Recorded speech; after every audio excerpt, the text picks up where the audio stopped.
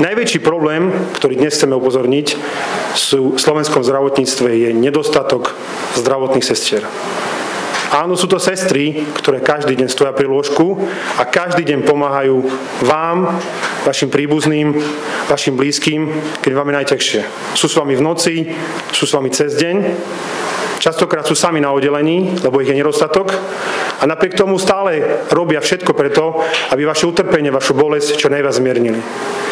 Aká je ale vďaka tohto štátu zdravotným sestram? Žiadna. Žiadna.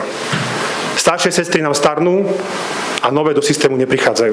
My síce študujeme relatívne dostatok sestier, ale mnoho z týchto sestier nechce prísť pracovať do zdravotníctva. No a toto je veľký problém, pretože možno aj v rámci platového hodnotenia, ale určite aj z dôvodu pracovného prostredia. Jednoducho oni vyštudujú, dostanú z môjho pohľadu veľmi kvalitné vzdelanie, ale nemotivujeme ich dostatočne na to, aby prišli pracovať do nášho systému. A toto číslo je alarmujúce, že len niečo vyše 40% chce pracovať a pracuje v našom zdravotníctve, keď absolvujú či už strednú zdravotnú školu alebo ošetrovateľstvo a veľa z nich končí v zahraničí a veľa z nich ide aj mimo systém. To znamená, možno ich môžeme stretnúť v Tesku alebo niekde úplne inde a nie tam, kde by mali byť teda pri lôžku pacienta.